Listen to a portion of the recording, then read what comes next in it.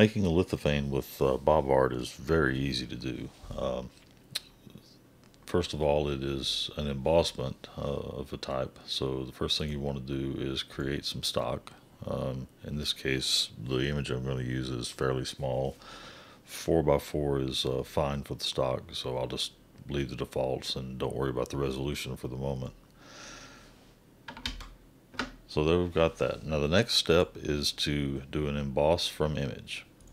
So you do that, and here is my animal image directory, and here's a nice tiger face.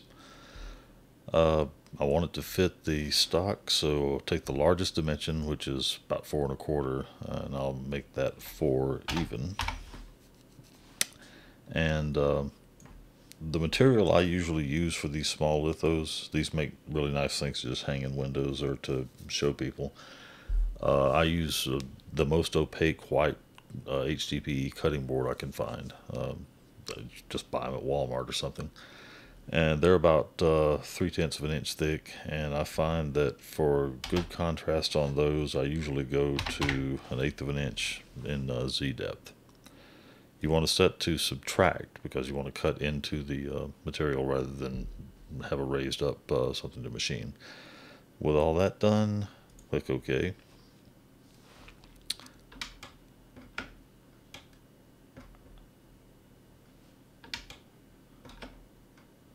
Alright, I'm going to give that just a moment to resolve. I know these blur quite a bit when you do changes to the screen.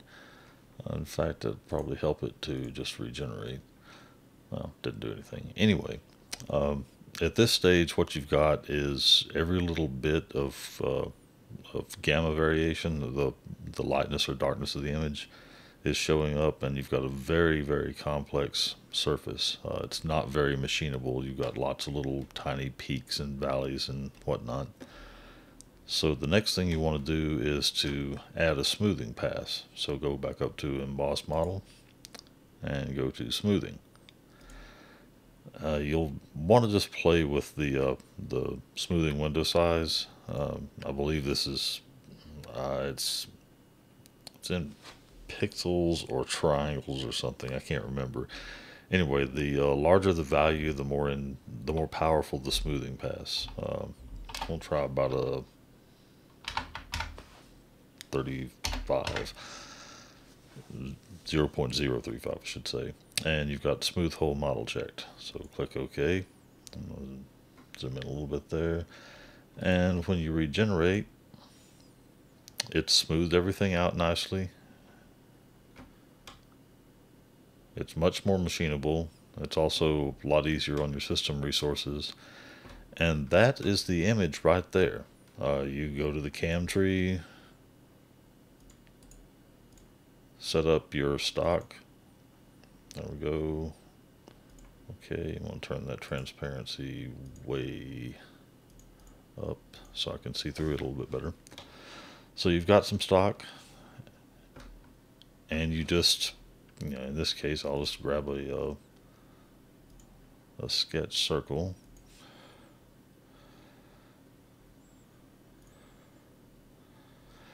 And of course, doing some manipulation up here with the image emboss, I can center it in the stock a little better.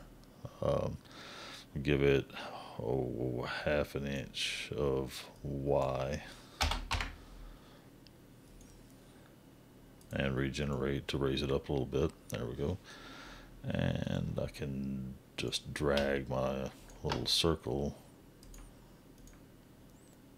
up to frame it nicely. There we go.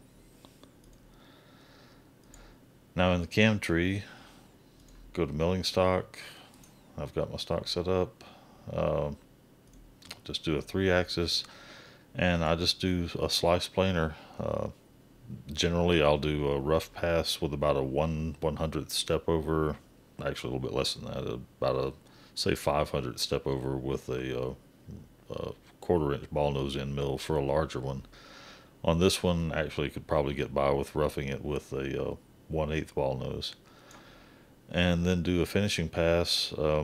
You don't have to have high resolution, although I generally will go with a fairly high resolution. I'll finish one of these with a 1/16 ball end mill and about maybe 5 thousandths or so a step over. Just show you the setup on that real quickly. We'll just pretend that I've done my roughing pass. So I'll set up a slice planer, select the geometry. Geometry is just the surface, so click on that, hit the space bar, click OK. Select a boundary. There's my boundary. Okay. Next, rapids and clearance plane, all that is fine. Generally I'll hit arc fit just because there are some small arcs in there. Import my tool crib. Don't know why I don't have that tool crib in a more accessible place. And I'll pick a 1/16 ball nose end mill. Okay. 40 inches a minute. Yeah. That's good. Nope. There is one little trick. On a 1/16 ball nose end mill, the corner radius automatically shows up as 0.313, which is basically the simulation will choke. You want to manually, I should go in and change this setting permanently. I always forget to. Always make sure that your radius is less than 1/2 of your diameter, or the sim will choke on it.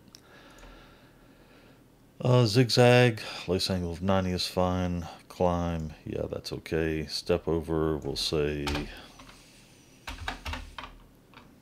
0.006. That should be fine. If this is a finishing pass, I want an allowance of 0.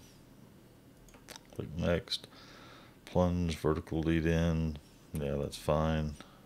Extents, tooltip, those are fine. I'll set it to follow rather than horizontal and vertical. And that's really it.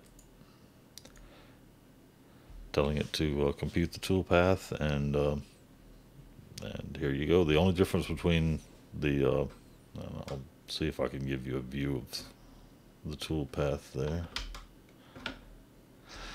The only real difference is that for a roughing pass, you'll use a bigger tool. You'll use a broader step over.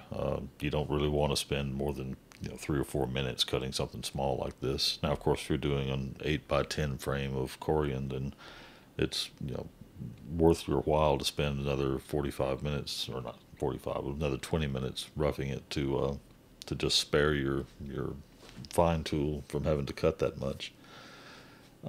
That's really the whole process. There's the start to finish. I mean, there's a tool path. I can post it and go cut on the machine right now.